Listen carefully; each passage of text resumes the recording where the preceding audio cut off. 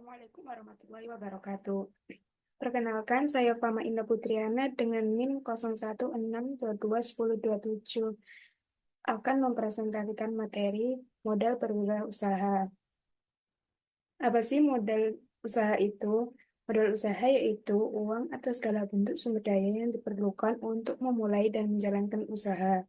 Hal ini mencakup modal tetap seperti gedung dan peralatan, dan modal kerja untuk operasional sehari-hari. Modal yang cukup sangat penting untuk kelangsungan dan pertumbuhan usaha. Alternatif perolehan modal usaha ada dua, yaitu sumber internal dan sumber eksternal. Sumber internal sendiri ada tabungan pribadi, yaitu menggunakan tabungannya untuk memulai usaha. Yang kedua ada laba ditahan, yaitu menginvestasikan kembali keuntungan ke dalam bisnis. Kemudian yang dari sumber eksternal ada satu, pinjaman bank, yaitu mengajukan pinjaman untuk menambah modal. Yang kedua, investor, yaitu mencari investor untuk dukungan finansial. Yang tiga, ada crowdfunding, yaitu menggalang dana dari masyarakat melalui platform online. Kemudian ada perencanaan biaya. Perencanaan biaya sendiri itu merupakan proses yang krusial dalam manajemen keuangan bisnis. Kemudian metode analisa biaya ada. Yang pertama ada analisa break-even, yaitu menghitung titik impas di mana total pendapatan sama dengan total biaya. Hal ini untuk menentukan berapa banyak produk yang perlu dijual untuk menutupi biaya. Kemudian ada analisa biaya variabel dan tetap, yaitu memisahkan biaya menjadi biaya tetap seperti sewa dan biaya variabel seperti bahan baku. Hal ini untuk memahami dampak terhadap profitabilitas. Kemudian ada analisa biaya per unit, yaitu menghitung biaya per unit produk untuk menentukan harga jual yang kompetitif sambil tetap mendapat keuntungan. Kemudian ada forecasting dan budgeting, yaitu membuat proyeksi biaya untuk periode mendatang dan menyusun anggaran untuk mengontrol pengeluaran dan meningkatkan efisiensi. Kemudian ada perencanaan biaya konsumsi. Biaya konsumsi sendiri yaitu biaya yang dikeluarkan untuk bahan baku dan sumber daya lain yang digunakan dalam proses produksi. Hal-hal yang ada beberapa hal-hal yang harus diperhatikan. Yang pertama ada identifikasi kebutuhan bahan baku agar tidak berlebihan dan kekurangan. Kemudian yang kedua ada estimasi biaya penggunaan energi dalam proses produksi. Yang ketiga, mengontrol penggunaan bahan baku dengan tepat. Yang terakhir, yaitu menerapkan teknologi untuk meminimalkan konsumsi energi atau bahan baku. Perencanaan biaya konsumsi ini sangat penting karena agar untuk memastikan penggunaan sumber daya yang efisien dan menghindari pemborosan serta membantu perusahaan mengontrol dan mengelola anggaran produksi dengan lebih efektif. Kemudian ada perencanaan biaya rata-rata. Biaya rata-rata yaitu biaya total yang dibagi dengan jumlah unit yang diproduksi. Hal yang utama yaitu komponen biaya terdiri dari biaya tetap dan biaya variabel. Kemudian ada perhitungan biaya rata-rata. Tujuannya untuk mengetahui apakah harga jual per unit dapat menutup biaya produksi dan menghasilkan keuntungan. Analisis ini penting untuk menentukan harga jual yang kompetitif dan memahami seberapa efisien suatu produksi yang diharapkan. Kemudian ada perencanaan jumlah produksi, yaitu proses menentukan berapa banyak unit produksi yang harus diproduksi dalam periode tertentu.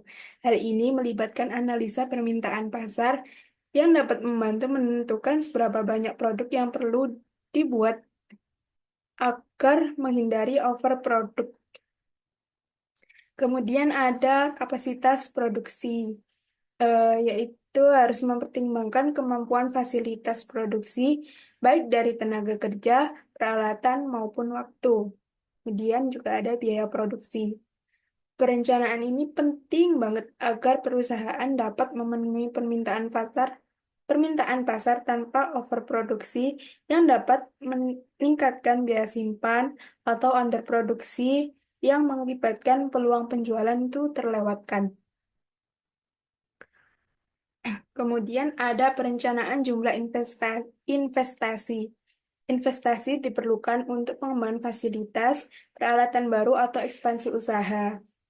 Strategi pengalokasian modal yang baik memastikan sumber daya digunakan secara efisien untuk mencapai tujuan jangka panjang.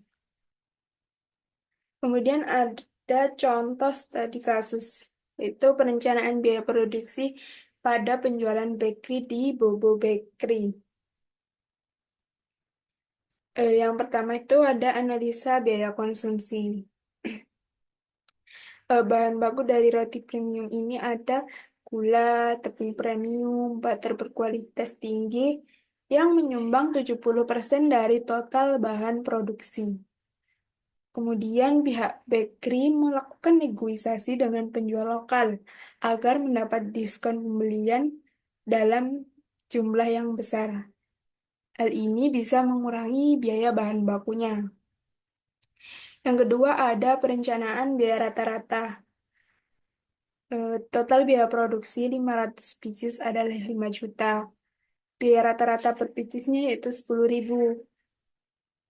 Kemudian pihak bakery memutuskan menjual dengan harga 15.000 per pieces roti premium. Hal ini untuk memastikan margin keuntungan yang sehat. Kemudian ada perencanaan jumlah produksi. Berdasarkan survei pasar lokal memperkirakan bahwa permintaan awal itu 400 pieces per minggu. Pihak bakery memutuskan untuk memproduksi 450 pieces. Hal ini untuk menghindari overproduk dan tetap menjaga kualitas dari produk itu. Kemudian ada perencanaan investasi, yaitu bakery mengalokasikan dana sebesar 15 juta untuk membeli oven baru yang lebih efisien dan kapasitasnya lebih besar.